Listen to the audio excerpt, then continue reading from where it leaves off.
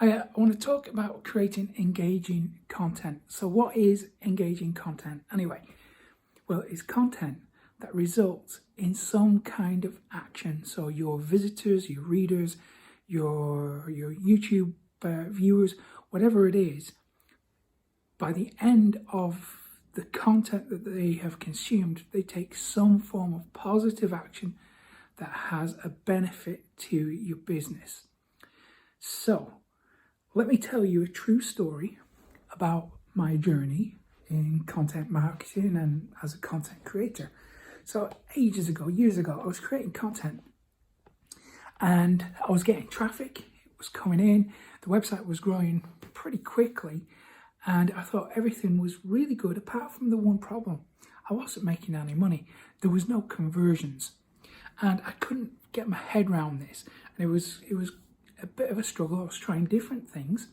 So I was trying curated content. I was trying to do a level of like news reporting, I guess. So trying to find unique stories out there, bring them to my website, but nothing was happening. I was getting traffic that was coming in, but they weren't converting into customers or even leads. So as you can imagine, it was quite frustrating. It was confusing to have this traffic that was not converting. It wasn't engaging. It wasn't even sharing my content. Not on the level that I would have liked. So I struggled on with this for a few years and I kept trying different things to try and figure out how to get this traffic to convert. And what happened was through my testing and actually through watching what other people were doing, it turned out that getting people to visit your website and then convert into some kind of action is pretty simple. What I figured out was you have to tell stories. You have to use some form of storytelling. And the great thing is, storytelling is pretty easy because we as human beings, we're hardwired to listen to and respond to and engage with stories. We're hardwired to share them. It makes remembering things very easy. So I think it's actually assisted in our evolution and our development.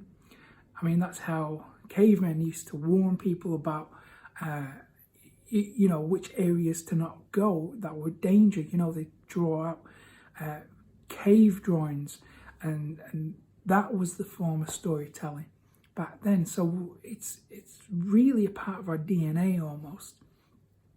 But once I figured this out, and I only figured it out by watching what other people were doing, and I realised, hey, they're telling stories here.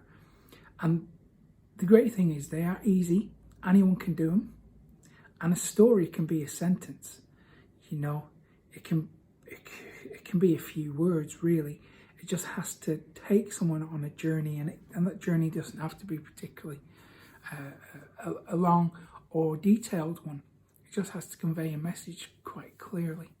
So I'm going to give you a storytelling formula that I tend to use. So if we imagine, I'm going to use my finger to kind of map out a diagram. So it's basically, it goes like this. The story starts down here. So the emotional part of the story starts down here. So you have a problem. You're not getting results. You can't figure it out. Something kind of clicks. You start testing. You get some results.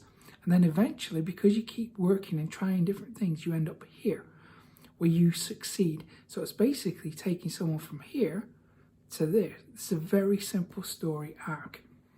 So think about the problems that you had, how you tried to overcome those problems, the steps you took, and then what actually worked, the results you got. That's a really simple story arc. We've got different types of stories. So we can start up here. Maybe the emotional aspect of the story is pretty high. So you have good results, things are going really well, and then something happens to bring you down here. So maybe you have a great life, everything's going wonderful. Something happens, you lose it. So you have to try and figure out how to regain it. And in doing so, you start to slowly get results and you figure things out. And ultimately, you end up right up here, even better than where you started. So that's another very simple story arc to use. Now, I encourage you to use true stories, and we've all got them. So, I mean, even during, you know, a period of time when you're locked in your house and you can't leave, there's going to be stories to tell. So if you can find stories to tell during that period, you know, when life is normal and you're able to go out and you know, have a full life, then there's literally going to be hundreds and hundreds of stories that you can tell every week. And the trick is to make it relevant to your niche, to the content that you're creating. And if you can take something that people aren't expecting, that's going to set you apart from everyone else as well. So, for example, I was stood in a coffee line, you know, a couple of years ago, and I was stood in this coffee line, and I realised that everything we do, everything we do in life can be perceived through this lens of marketing, because marketing is so important. Practically everything we do can influence our marketing if we look at it through the right spectrum. So if you can do that too, think about the mundane things in your life. Think about how it can connect to your niche. If you can do that, you give people something different, something unexpected, and ultimately, I think it will get people returning to you and your content because you have this ability to tell engaging stories. Now, to really make them engaging, right, you take people on an emotional roller coaster, if you will. So you take them from here right up to here, or from here down there and back up again. But to really make them engaging, you have to ask people to take action. You have to tell them what to do. If you're not asking people to take action, they won't. So, if you want people to click on an affiliate link, or opt into your email list, or buy your product, or share your content, you have to tell them.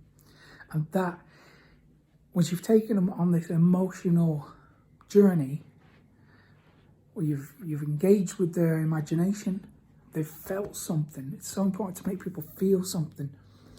And then you ask them to take action. The conversions are going to be increased as a result. So if you found this useful, give it a thumbs up. If you didn't, give it a thumbs down. And if you want more of these videos, click the subscribe button and the little notification bell so you get notified the next time I upload one of these, which is going to be pretty soon. Take care.